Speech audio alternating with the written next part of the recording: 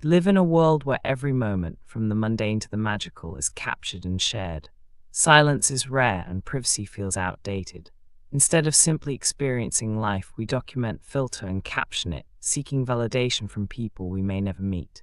This video isn't an attack on technology or social media, but rather a reflection, a chance to hold up a mirror to our scrolling habits and ask, are we truly living or just performing for an audience? Let's take a deep breath and explore what it means to reclaim our lives from the constant urge to post. There was a time when we lived first and shared later, if at all. Today it feels like we live to share. We travel for content, dress for reels, and even laugh or cry with an audience in mind. Instagram isn't the villain, it's just the stage. We are the performers willingly stepping into the spotlight. But as we follow this script, we risk losing the beauty of unrecorded, unfiltered life. This journey is for anyone who's ever eaten cold food for a hot photo, smiled through a bad day for appearances, or felt empty after posting, even when the likes roll in. This isn't a rebellion against technology, but against dependence. Not against sharing, but against oversharing. Not against platforms, but against pretending. There was a time when memories were made, not uploaded. When moments were lived, not edited. When approval came from within, not from hearts on a screen. It's time to reclaim our right to live without constantly proving that we're living. Welcome to Unfiltered. Let's take a deep breath and for once not post about it. Once we took photos to remember, now we take them to be remembered. Instagram has become more than an app. It's a scoreboard, a mirror, a battlefield, and a movie set. We're not the directors, we're the actors performing for an audience that's always watching. People check your feed, your story, your highlights, and decide what your life must be like. But here's the truth. Most of it is carefully curated, and much of it is not real. We've entered an era where we don't trust our real faces. Filters were meant to enhance, but they've ended up erasing our blemishes, our confidence, and even our authenticity. Now we compare our real selves to our filtered images, chasing an ideal that doesn't exist. The line between online and real has blurred, and we often expect to look like our edited selves. This pursuit of perfection leaves us feeling less connected to who we truly are. Instagram has convinced us that more followers mean more worth. Likes become a form of love, and reach becomes a measure of relevance. But this fame is fragile and unfulfilling. We start living for applause that disappears in 24 hours, creating content not out of inspiration, but out of obligation to the algorithm. The pressure to stay visible can drain our time, peace, and sanity, leaving us feeling empty despite the numbers. Instagram is a highlight reel, not real life. People post vacations, not breakdowns, achievements, not anxieties, date nights, not fights. We scroll and compare, feeling inferior because we're measuring our full story against someone else's best moments. No one posts about unpaid bills or hidden loneliness. This constant comparison can make us feel incomplete and insecure, even when we know it's all curated. We think we're in control, but the algorithm decides what gets seen and what gets buried. It rewards loudness, exaggeration, and controversy, shaping creators into performers instead of people. The truth is no longer enough. Everything must be entertaining, bite-sized, and relatable. We've stopped expressing ourselves naturally, scripting our emotions for maximum engagement, and losing touch with genuine self-expression. At its core, Instagram feeds our need to be seen and to feel important. But the visibility it offers isn't intimacy or understanding, it's exposure. And exposure without depth is empty. You can have 1 million followers and still feel invisible, or get thousands of likes and still feel unworthy. True connection comes from being known, not just being seen. Instagram didn't create this illusion alone. We built it, post by post, filter by filter. The way forward isn't to delete the app, but to reclaim our truth. By daring to be real, living moments without needing to prove them, and remembering that life is meant to be felt, not filtered, we can wake up from the performance and start truly living again. We were never meant to be this visible, broadcasting our lives to hundreds or thousands every day. The cost isn't just digital, it's emotional, mental, and even spiritual. We bleed ourselves dry in the name of staying connected, but the more we share, the more our essence seems to shrink. The price of constant exposure is often our own peace and sense of self. Every post opens the door to judgment and the need for approval. We become slaves to numbers, likes, shares, comments. A photo is no longer a memory, it's a metric, a status update, a fragile ego booster. When the numbers don't match our expectations, we spiral into doubt and insecurity, all because strangers didn't double tap our happiness. Intimacy thrives in quiet, private spaces, but now relationships are public performances, romantic gestures are documented, private conversations are screenshotted, and confessions are posted as stories. The line between personal and public has blurred, and in that blur, we've lost the ability to hold something close without broadcasting it. Real connection is traded for reactions. There's a hidden exhaustion in always being on, always appearing happy, always maintaining a brand. Even if you're not an influencer, the pressure to post is real. Constant visibility isn't natural. Humans need seasons of rest, not constant sunshine. We're not just burning screen time, we're burning ourselves, losing energy and authenticity in the process. Even vulnerability has become content. People post breakdowns with perfect lighting, turning pain into performance. While sharing truth can be healing, there's danger when healing is posted for clout. When pain becomes performative, it loses its authenticity and depth. We start to wonder, are we feeling this or just filming it?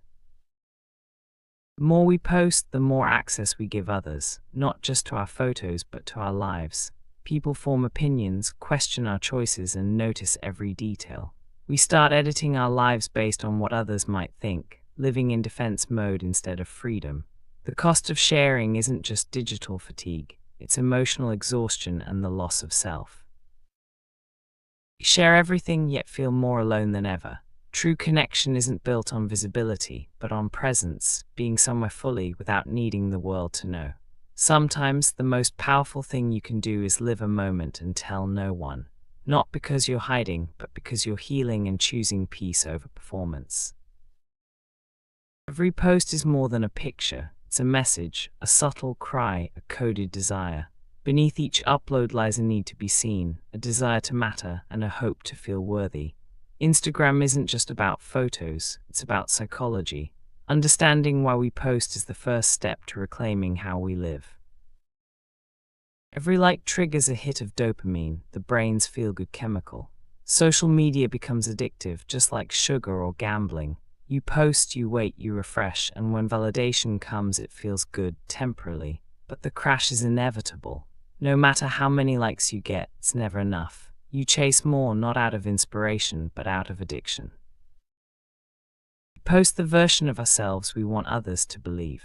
We hide our flaws, amplify our wins, and position our lives like a movie trailer. But behind most curated content lies insecurity. Instagram becomes a digital mask, a coping mechanism to avoid admitting we're struggling. The more we curate, the further we drift from our true selves. We don't just post, we scroll and absorb. Consciously or not, we start comparing their house, their partner, their vacation, their life. Even knowing it's curated, we feel the sting. Comparison turns joy into jealousy and contentment into craving. Worst of all, it robs us of our own lives, making us forget to appreciate what we have. For many, the greatest fear isn't death, it's irrelevance. In a world where visibility equals value, we dread being invisible. So we post not because we want to, but because we feel we must. This fear drives unnecessary content and turns life into a race against obscurity, making us forget that real value comes from depth, not frequency. In today's digital economy, validation has become currency. The more engagement you get, the more worthy you feel. But when your self-worth depends on external response, you lose control of your peace. You begin living for applause, not truth, for approval, not growth. This is the fastest way to lose yourself. There was a time when silence was sacred and mystery was protection. Today, privacy feels foreign. Everything is shared, everything is exposed. But truth doesn't need an audience and healing doesn't need hashtags. Some things are meant to be lived quietly, away from the noise and judgment of the crowd. Social media glorifies rawness and unfiltered content. But just because something is public doesn't mean it's honest, and just because something is private doesn't mean it's fake. We've confused being loud with being real. There's profound strength in restraint, choosing not to tell the world everything, and letting some parts of your life belong only to you. When every moment is potential content, we start living with an audience in our heads. But who are you when the camera is off, when no one is refreshing your story? That quiet, offline, unfiltered version of you is your truth. If you don't know that person anymore, it's time to reconnect.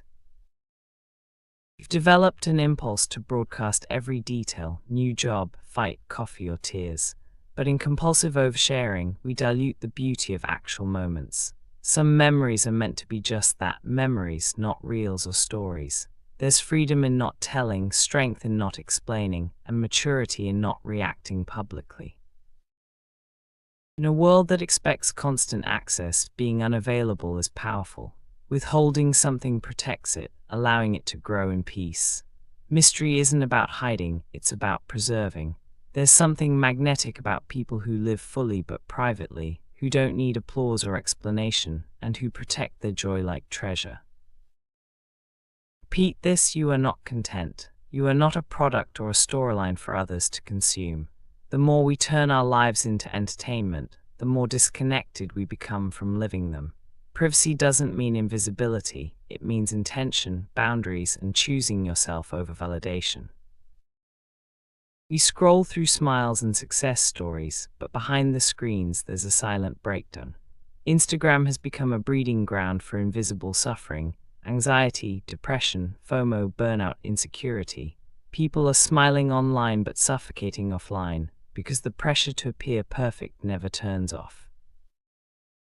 Start small, you post, then wait, check, refresh, and hope. Did it do well? Did they like it? This cycle traps you in a loop, defining your mood and self-worth. Soon you're anxious all the time, even when you're not online. The line between online reception and inner peace vanishes. Every time you open Instagram, you step into a highlight reel of others' best moments. Even if you start your day feeling okay, a quick scroll can make you feel behind and unworthy. Comparison doesn't inspire, it poisons, convincing you that you're less just because you're not them. Confidence is now outsourced. We no longer ask, do I feel good today? But did my post perform well? Self-esteem is tied to likes, beauty measured in comments, relevance in story views. When numbers don't rise, we crash, because our emotional well-being is now dependent on approval we can't control. Even if you enjoy creating content, the pressure to always be on is exhausting. You post when tired, smile when you want to cry, and show up when you want to disappear. This isn't creativity, it's performative survival, leading to burnout and emotional emptiness. You can be admired by thousands and still feel alone. Followers are not friends, views are not connection, and virality is not intimacy. The more we invest in digital relationships, the more disconnected we feel in real life. Being seen is not the same as being understood. You used to experience life first, then share it, if at all. Now we plan our lives to be shared. Moments aren't just memories anymore, they're marketing. We're not just living, we're producing, and our lives have turned into content calendars. Authenticity and aesthetic have blurred. You've forgotten how to just be, how to walk without filming, eat without posting, enjoy without proving, and love without flaunting. Our minds are split between real time and screen time, missing the very moments we're trying to capture. What's the point of memories if we were never fully present to live them? Life used to be messy and unpredictable. Now even randomness is curated. Vacations are planned for content, outfits for grid aesthetics, and spontaneous moments are rehearsed for virality. We've become editors of reality, losing the magic of the unplanned. If it doesn't look good on camera, it doesn't feel worth doing. Even love isn't safe. Couples perform affection, anniversaries have scripts, and breakups become healing journeys in posts. We measure relationships by how they look online, not how they feel offline. True connection requires vulnerability, privacy, and silence, things that don't trend, but are essential for real intimacy.